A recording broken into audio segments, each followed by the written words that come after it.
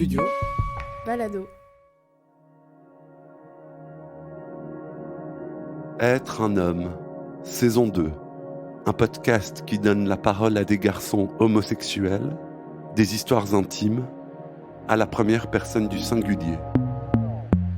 Épisode 2, l'insécurité sexuelle de Johan.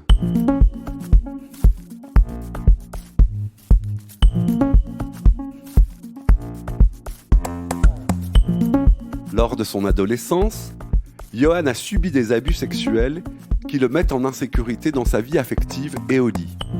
Il y a eu dans la construction de son identité beaucoup de honte, de culpabilité et d'angoisse. Le contact physique des hommes le dérange.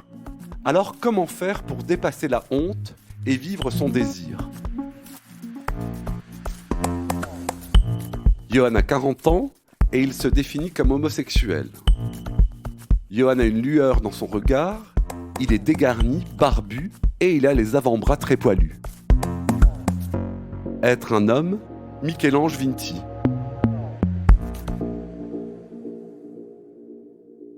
J'ai grandi dans les campagnes wallonnes. Au début, en fait, j'ai eu quand même pas mal de relations amoureuses avec des filles. En général, quand elles commençaient à dire c'est bien, mon mec, il n'insiste pas trop sur la question sexuelle.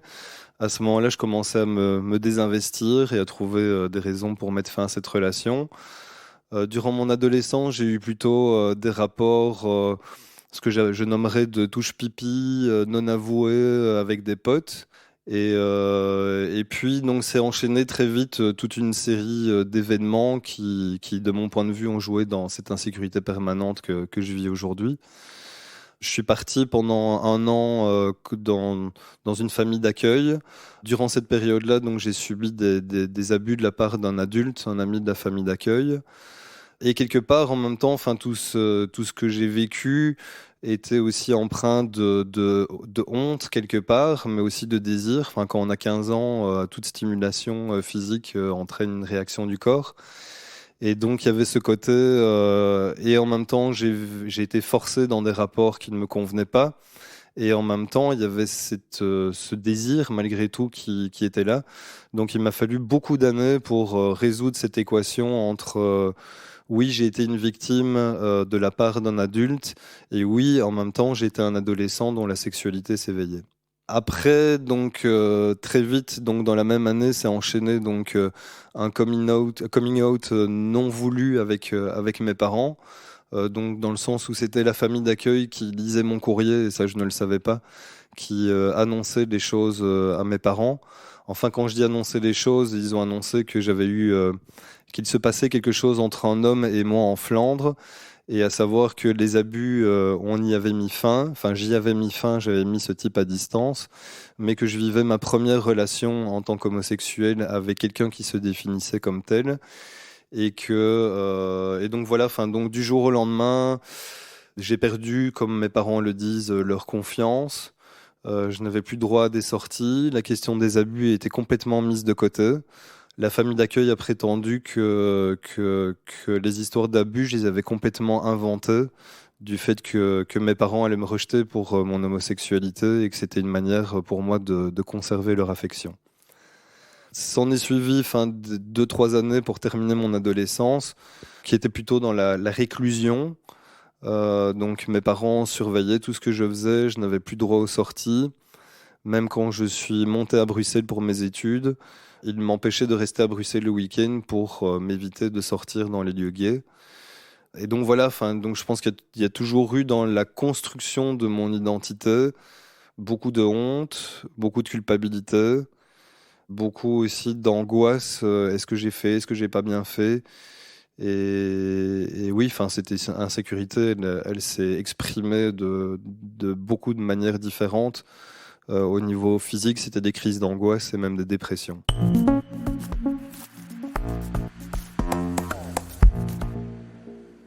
Dès mes premiers jours à Bruxelles, à emménager dans mon cote, là j'ai fait la rencontre du premier garçon avec qui j'ai une belle histoire d'amour. Histoire très fusionnelle, comme tous les premiers émois. Et aussi une relation où j'ai l'impression que tout de suite l'insécurité, tant de son côté que du mien, c'est fort exprimé. Donc effectivement de la jalousie qui apparaît. J'ai mentionné un peu plus tôt que j'étais interdit de sortir le week-end. Lui, quelque part, se permettait ses sorties.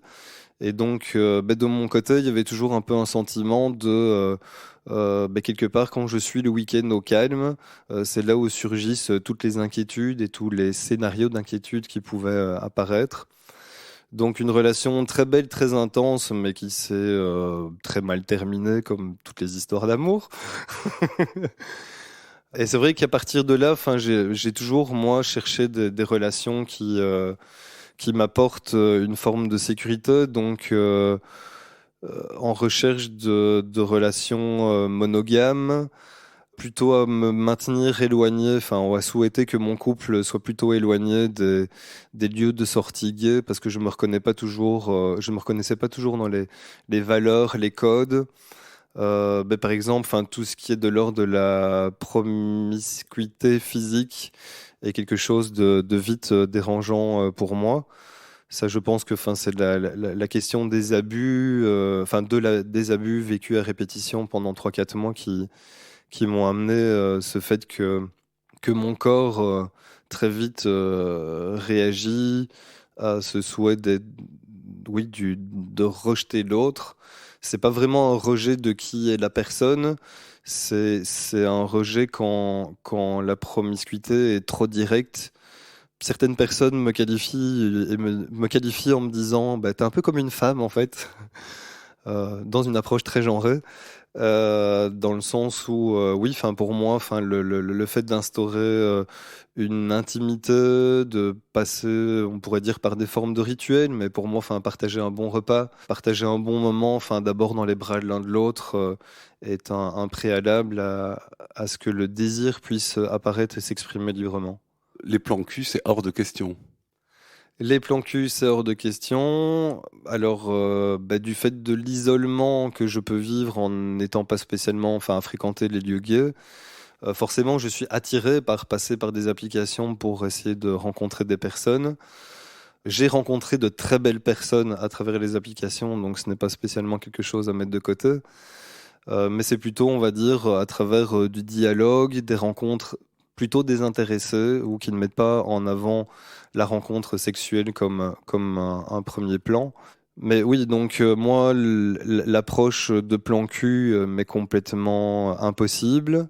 Si la personne ne me considère pas comme étant une identité à part entière, j'ai juste envie de répondre à cette personne, passe plutôt à quelqu'un d'autre. J'ai vraiment le besoin d'être considéré en tant qu'individu, avec ma personnalité, mes vulnérabilités, mais aussi, à travers ces vulnérabilités, aussi beaucoup de belles choses qui peuvent s'exprimer. Vous écoutez Être un homme, saison 2, Studio Balado.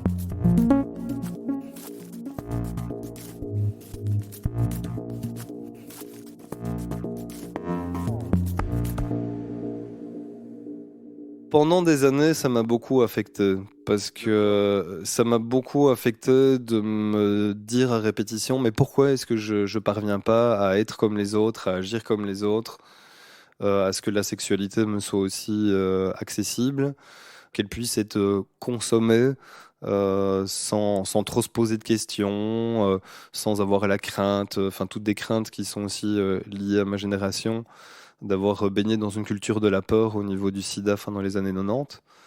Et ce n'est plus un problème aujourd'hui. À savoir que je suis passé quand même par des expériences très confrontantes. Pour beaucoup de personnes, le recours à diverses drogues désinhibantes peuvent être facilitatrices ou voire même décupler, on va dire, la performance. Moi, il y a eu un moment où j'ai fait usage de drogue justement pour permettre cette rencontre sexuelle, à savoir que ce n'était pas dans des lieux gays, que c'était seul chez moi et que ça m'a mis dans des situations après coup que j'ai jugées très dangereuses.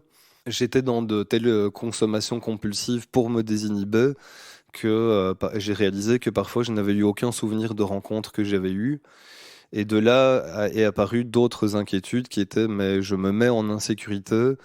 À inviter quelqu'un chez moi sans autres personnes autour, c'était potentiellement me mettre dans des dangers d'agression, de vol, de séquestration ou autre. Voilà. Enfin, donc aujourd'hui, j'ai un peu fait la paix avec tout ça. Grâce à du travail thérapeutique, parce que auprès de ma psy, je me plaignais en permanence. Mais pourquoi ne suis-je pas comme les autres gays?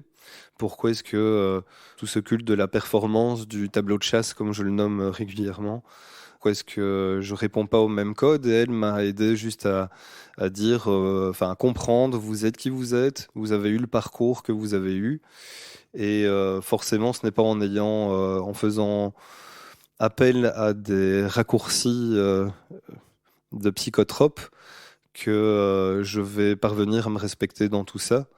Donc aujourd'hui, ben, j'accepte que je ne suis pas enfin que je ne réponds pas au code habituel, que par moment en fait juste le fait de dire à quelqu'un je ne suis pas intéressé par un plan cul, parfois ça peut être perçu par l'autre comme étant un jugement, comme si je jugeais ceux qui ont accès à une sexualité plutôt désinhibée naturellement. Et voilà, enfin moi c'est pas un jugement à leur égard, enfin limite à une époque j'ai souhaité avoir ce même accès à une sexualité libre, mais voilà, enfin je me dois aussi de chérir qui je suis, de prendre soin de mes vulnérabilités, d'aménager ce qui m'apporte un sentiment de sécurité suffisamment stable pour que l'amour puisse se déployer et dans un second temps la sexualité également.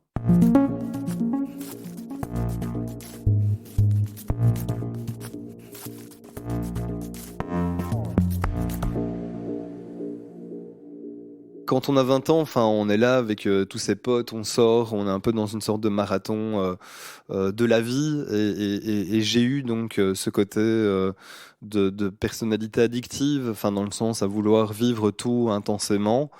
Dans les manières dont je me décris moi-même, j'aurais tendance à parler d'hypersensibilité, ce qui fait que je vis des hauts très hauts et des bas très bas. Et donc ce mode de vie exalté, ben, quelque part, correspond à tout ça. Maintenant, avec les années, ben, ce n'est pas un souci pour moi que de me dire, bah oui, après une fête, les autres partent en partouze et moi je rentre tranquille chez moi ou en after, petit comité, bien souvent plus avec des potes hétéros que gays. Et après, je renoue avec un côté du style, bah, à moins me défoncer, ben je profite plus de mes week-ends. Je fais d'autres choses, à savoir aussi que j'ai toujours, par rapport à l'anxiété et les angoisses qui se manifestent, ça se manifeste surtout quand je ne fais rien. Et quand je devrais prendre soin de moi, m'occuper de moi, me dire que je lis un bouquin paisiblement ou que je garde séries, films ou autre. Mais se manifeste à ce moment-là l'angoisse de pendant ce temps-là, tous les autres s'amusent, pendant ce temps-là, tous les autres vivent une vie exaltée dont ils publient moult photos sur Instagram. Et parfois je me disais mais comment ça se fait que je suis pas comme tous ces gens sur les applications ou tous ces gens comme il y a sur Instagram. Et en même temps je me dis bah, tous les gens différents ils sont peut-être pas sur Instagram ou sur les applications de rencontres. Donc ça m'aide un petit peu à me recentrer en train de me dire t'aimes la randonnée, ben va randonner et trouve des gens pour t'accompagner. Tu aimes les sorties culturelles, ben essaye de t'entourer de personnes qui aiment les mêmes choses. Et de cette manière-là, c'est peut-être un peu plus facile de se créer, ce que j'ai toujours regretté, de ne plus avoir de tribu autour de moi. Peut-être de se créer la tribu qui peut être paisible, qui peut aussi faire la fête de temps en temps, mais peut-être pas tous les week-ends, mais peut-être pas à la même fréquence, et peut-être pas dans le même but à tout prix de la rencontre, à tout prix de la consommation sexuelle. Je voulais savoir quel impact ce sentiment de honte avait eu sur ta vie amoureuse. Je dois quand même constater que, alors que je privilégie les relations monogames qui apportent une forte sécurité, je me retrouve bien souvent dans une sorte de piège par rapport à cette relation monogame, qui est, en fait, la honte, elle est plutôt dans l'affirmation de soi, du fait que j'ai mes limites, j'ai mes contours, j'ai énormément du mal à les affirmer. Et donc, quand je tombe amoureux de quelqu'un, je tombe dans une forme de mimétisme, de vouloir plaire à tout prix à l'autre. Et ce, au détriment de mes propres besoins, de mes limites et de mes contours, parce que j'ai envie que ça marche. Donc, j'ai envie, moi aussi, de vivre une relation qui fonctionne, qui perdure dans le temps. Mais je pense que la honte, oui, elle est connotée pour moi à une difficulté dans le couple, alors que je m'y sens en sécurité, de laisser la part à une forme d'évolution, de flexibilité, que les choses ne sont pas figées. Et ça c'est réussir à sortir de ce sentiment sublimé de sécurité lors de la phase lune de miel et de réussir à en sortir après. J'ai besoin pour me sentir exister d'être amoureux. J'essaye ces derniers mois de modifier ça. Dernièrement, donc j'ai vécu une xème déception amoureuse. Et là, je me dis, j'existe malgré tout. J'existe en dehors de ça. Mais c'est vrai que être en couple, être amoureux est pour moi une raison de vivre.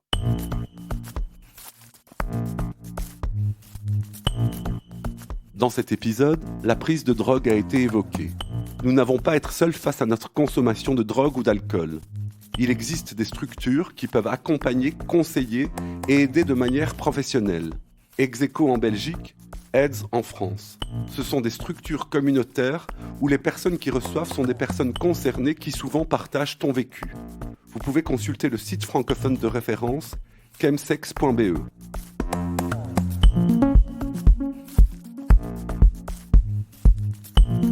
Être un homme est un podcast documentaire de Michel-Ange Vinti. Tous les épisodes ont été enregistrés dans mon salon à Bruxelles durant l'automne 2022. Être un homme est une production du studio Balado.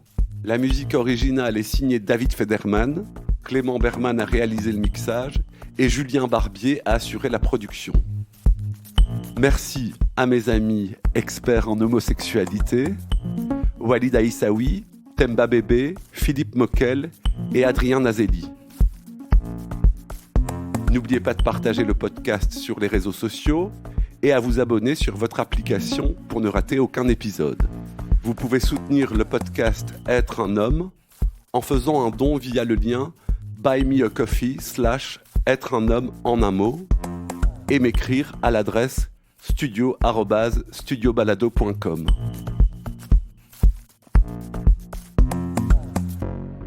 Merci pour votre écoute. À bientôt.